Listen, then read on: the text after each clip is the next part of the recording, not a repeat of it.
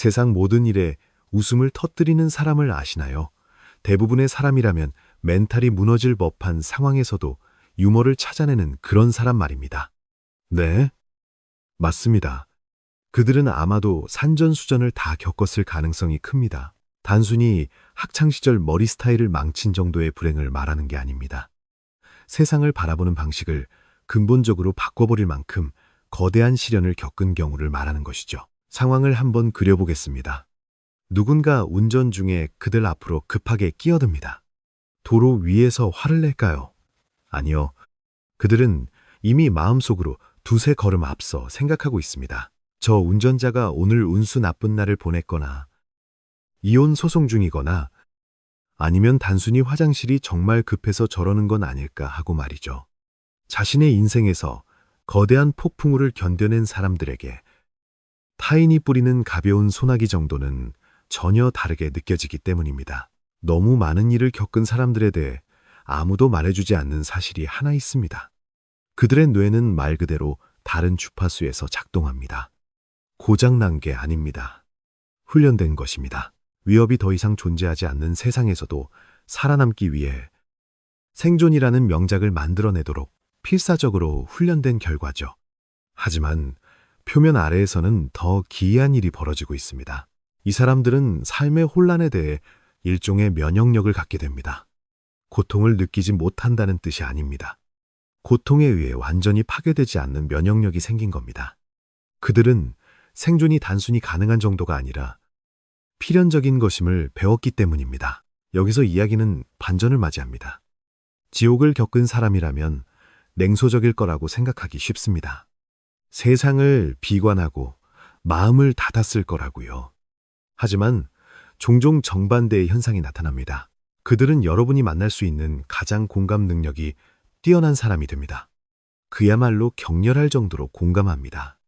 그들은 타인의 고통을 아주 멀리서도 감지해냅니다. 왜냐하면 고통이라는 언어를 유창하게 암기했기 때문이죠. 당신의 목소리 톤이 아주 미세하게 바뀌었을 때 억지로 지은 미소를 그들은 알아챕니다. 네, 그들은 이미 분위기를 어색하게 만들지 않으면서 나중에 어떻게 당신의 안부를 물을지 계획하고 있을 겁니다. 그들은 침묵을 읽는 법을 압니다. 단순히 말이 없는 상태가 아니라 침묵의 질감을 느낍니다. 그 침묵이 무거운지, 실망스러운지, 짜증 섞인 것인지, 아니면 단순히 피곤한 것인지를 말이죠. 남들이 날씨의 변화를 감지하듯 그들은 분위기의 변화를 감지합니다. 대부분의 사람이 방에 들어와서 가구를 볼 때 그들은 방 안의 감정적 온도를 봅니다. 그리고 이 모든 고통에서 오는 아름다운 점이 하나 있습니다. 그들은 종종 심리학자 리처드 테데시가 말하는 외상 후 성장을 경험합니다. 그의 연구에 따르면 심각한 트라우마를 겪은 사람 중 절반에서 3분의 2 정도는 단순히 회복하는 데 그치지 않고 앞으로 더 도약한다고 합니다. 관계는 더 깊어지고 우선순위는 명확해집니다. 평범한 순간들에 대한 감사는 거의 우스울 정도로 강렬해집니다. 그들은 멋진 노을을 보며 말 그대로 눈물을 흘릴 수도 있고 그것을 전혀 부끄러워하지 않습니다. 하지만 아무도 경고해주지 않는 부분이 있습니다. 이들은 종종 과잉 각성 상태로 고통받습니다. 위협 감지 시스템이 완전히 꺼지지 않는 겁니다. 식당에 갔는데 반드시 출입문이 보이는 자리에 앉아야 하는 사람을 본 적 있나요? 혹은 단순한 커피 약속을 위해 17가지의 비상대책을 세우는 사람은요, 그건 편집증이 아닙니다. 안전이 보장된 권리가 아니라 사치라는 사실을 뼈저리게 배운 신경계의 반응입니다. 그리고 당신을 헷갈리게 할 만한 특징이 또 있습니다. 그들은 자신의 경험을 끊임없이 축소합니다. 별거 아니었어. 다른 사람들은 더 힘들잖아. 난 괜찮아. 정말이지. 그들은 피해자로 보이는 것에 알레르기라도 있는 것 같습니다. 스스로에게 괜찮다고 말하며 살아남았기 때문에 힘듦을 인정하는 것이 마치 실패처럼 느껴지는 겁니다. 그 아이러니는 거의 고통스러울 지경이죠. 관계에 대해서 이야기해 봅시다. 너무 많은 일을 겪은 사람들은 믿을 수 없을 만큼 충실하거나 믿을 수 없을 만큼 거리를 두는 사람이 됩니다.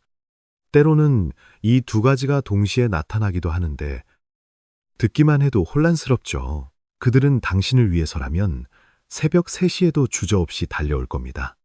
하지만 그들 자신의 필요에 대해 솔직해져 달라고 부탁해 보세요. 갑자기 그들은 서커스 고개사보다 더 바빠질 겁니다. 왜일까요? 그들에게 친밀함은 역사적으로 대가를 치러야 하는 것이었기 때문입니다. 어린 시절의 경험이 관계란 예측 불가능한 것이라고 가르쳤다면 누군가 가까워질 때 신경계는 이완되지 않습니다.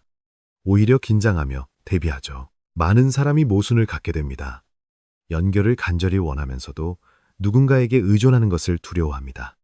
그들의 경험상 의존에는 항상 가격표가 붙어 있었으니까요. 그래서 그들은 아무도 필요로 하지 않는 법을 배웁니다. 강해 보이지만 실은 믿을 수 없을 만큼 외로운 일이라는 것을 깨닫기 전까지는요. 하지만 대부분의 사람이 놓치는 놀라운 점이 있습니다. 이들은 변화에 적응하는 능력이 탁월합니다. 새로운 직장 좋죠. 이사 왜 안 되겠어요? 화요일에 인생이 완전히 무너져 내리는 일 익숙합니다. 그리고 유머 감각. 그 유머는 차원이 다릅니다. 특히 블랙 코미디가 그렇죠. 무신경에서가 아닙니다. 고통에서 힘을 빼앗아오기 위함입니다.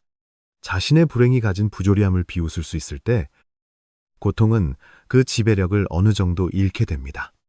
코미디는 갑옷이 됩니다. 모든 농담은 그들을 무너뜨리려 했던 것들에 대한 작은 반란입니다. 놀라운 사실이 하나 더 있습니다.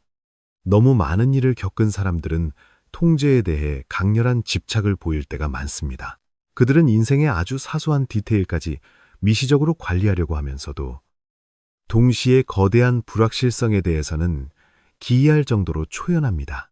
왜일까요? 큰 일들은 어차피 자신의 통제받기라는 것을 배웠기 때문입니다. 하지만 자신이 관리할 수 있는 작은 것들. 그래요.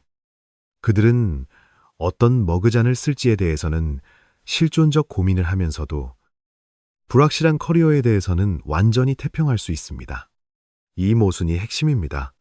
그들은 걸어다니는 역설입니다. 강하지만 여리고, 방어적이지만 관대하며, 희망차지만 현실적입니다. 그들은 두 가지 상반된 진실을 동시에 품을 수 있다는 것을 배웠습니다. 인생은 아름다우면서도 잔인할 수 있고, 종종 그 두 가지가 한순간에 일어난다는 것을요. 하지만 좀처럼 인정받지 못하는 것이 있습니다. 이 모든 것, 밑바닥에는 슬픔이 깔려 있습니다. 누군가를 잃은 슬픔이 아니라 자기 자신을 잃은 슬픔입니다. 그들은 쉽게 사람을 믿었던 자신의 모습을 그리워합니다. 방 분위기를 살피지 않고 웃던 모습, 대화를 미리 연습하지 않던 모습, 모든 침묵에서 위험을 예상하지 않던 그 시절의 자신을 그리워합니다. 마음이 가벼웠던 자신, 너무 과하거나 부족할까봐 걱정하지 않았던 자신을 애도합니다. 모든 불확실성 앞에서 가슴을 졸이지 않고 세상을 누비던 그 모습을 말이죠. 기억조차 희미한 자신의 옛 모습을 그리워한다고 어떻게 설명할 수 있을까요? 오직 자신의 마음속에만 존재했던 장소에 대해 향수병을 앓고 있다고 어떻게 말할 수 있을까요? 온전히 누리지 못한 어린 시절, 간직하지 못한 부드러움, 너무 늦게 알게 된 자유 같은 것들을요. 이 슬픔은 그들을 무너뜨리지 않습니다. 그들을 형성합니다. 더 조용하고, 더 관찰력 있고, 더 의도적인 사람으로 만듭니다. 혼란의 대가를 알기에 평화를 소중히 여기는 사람으로, 안전하지 않은 사람들이 얼마나 큰 상처를 주는지 배웠기에 안전한 사람을 귀하게 여기는 사람으로 변화시킵니다. 어쩌면 이것이 진짜 심리학일지도 모릅니다. 너무 많은 일을 겪은 사람들은 단순히 살아남은 것이 아닙니다. 그들은 인간이라는 존재가 무엇인지에 대해 복합적이고 미묘한 이해를 하게 된 것입니다. 그들은 강함이란 절대 무너지지 않는 것이 아니라 조각들이 예전과 똑같이 맞춰지지 않더라도 몇 번이고 다시 자신을 조립해내는 것임을 알고 있습니다. 그들의 생존은 통찰력이 되었고 그들의 고통은 연민이 되었습니다. 그리고 깨닫지 못하는 사이에 그들은 희귀한 존재, 즉 등대 같은 사람이 되었습니다. 그들의 삶이 평온해서가 아니라 다른 이들이라면 부서졌을 폭풍우를 항해하는 법을 배웠기 때문입니다. 등대는 완벽해서 빛나는 것이 아닙니다. 어둠을 기억하기 때문에 빛나는 것입니다. 그러니 다음의 혼란에 대해 조금 너무 괜찮아 보이는 사람, 불확실성을 조금 너무 편안해하는 사람, 자신의 고통을 조금 너무 빠르게 웃어넘기는 사람을 만나거든. 그들이 그 지혜를 얻기 위해 대가를 치렀다는 것을 알아주세요.